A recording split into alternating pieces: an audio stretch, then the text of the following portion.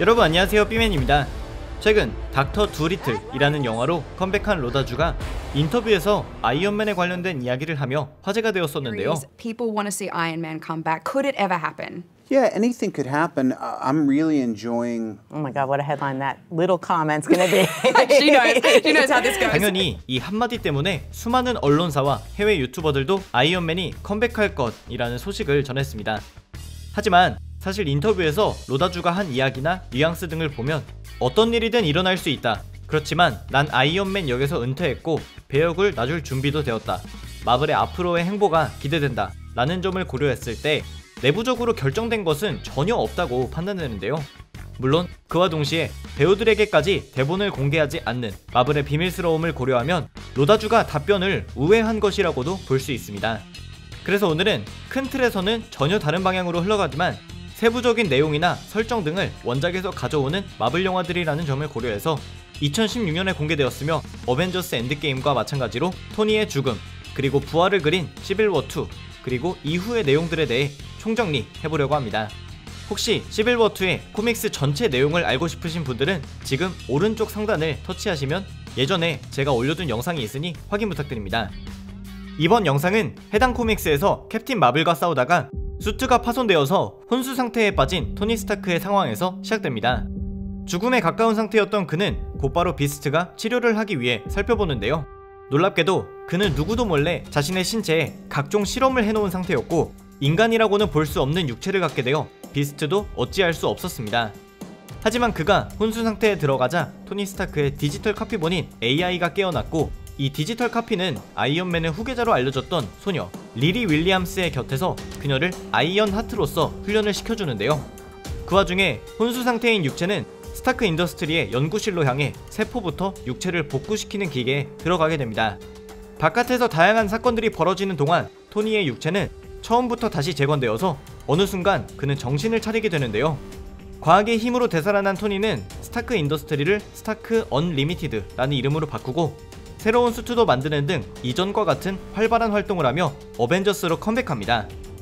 그런데 토니는 새로운 육체로 돌아오고 나서 자신의 육체가 세포부터 재건됨에 따라 자신이 인격을 잃은 것은 아닌지 걱정 어린 집착에 휩싸였는데요. 이런 불안정한 멘탈을 가진 상황에서 그는 스타크 언리미티드에서 제작한 디지털 세상인 이스케이프에 갇히며 악화됩니다.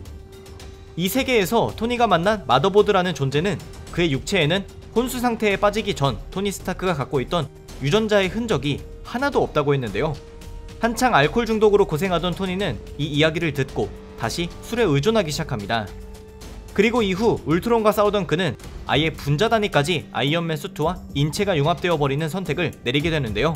그런데 이렇게 융합된 아이언맨 수트를 통해 자신의 인체 내부를 둘러보던 그는 자신을 구성하고 있는 세포 하나하나에 마치 브랜드 로고와 같은 라벨이 있는 것을 확인하게 됩니다. 알고 보니 그는 토니의 형제인 아르노 스타크가 제작한 세포들로 구성되어 있었던 것인데요. 이 일로 충격을 받은 그는 자취를 완전히 감추게 됩니다. 그리고 이후 자신이 인공지능 토니 스타크라는 점을 인정하기로 한 그는 돌연 AI 군대에 합류해버리는데요. 로봇, 안드로이드 등으로 이뤄진 이 집단은 인조의 존재들인 그들이 인간과 같은 평등권을 얻기 위해 싸우는 집단이었습니다.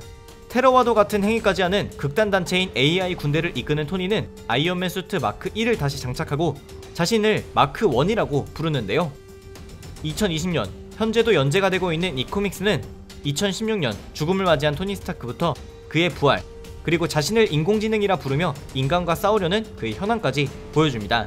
물론 마블이 이 코믹스에서처럼 세포부터 다시 토니 스타크를 제작해버리는 기괴한 방식으로 그를 되살리려 하지는 않을 것 같지만 육체가 없는 디지털 카피본인 AI의 활용은 충분히 가능할 것 같은데요. 어벤져스 엔드게임 속 마블 세계관의 과학적 수준이 양자 영역을 드나들며 시간여행까지 가능하고 인간 이상의 능력을 보여준 자비스, 울트론, 프라이데이, 그리고 이디스도 있었기 때문에 최소한 목소리로 로다주의 토니 스타크를 다시 만나보거나 홀로그램 형식으로도 가능할 것 같습니다. 현실적으로 그가 AI이더라도 출연이 확정되면 마블에서는 출연료 걱정도 하게 될 것 같은데요.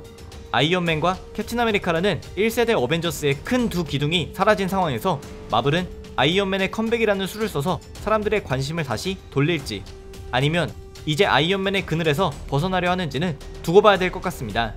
여러분들은 아이언맨을 마블 영화에서 계속 보고 싶으신지, 보고 싶지만 마블의 미래를 위해서는 없는 게 나은 것인지 의견을 자유롭게 남겨주시면 감사하겠습니다. 오늘의 영상은 여기까지였습니다. 감사합니다. 지금까지 삐맨이었습니다.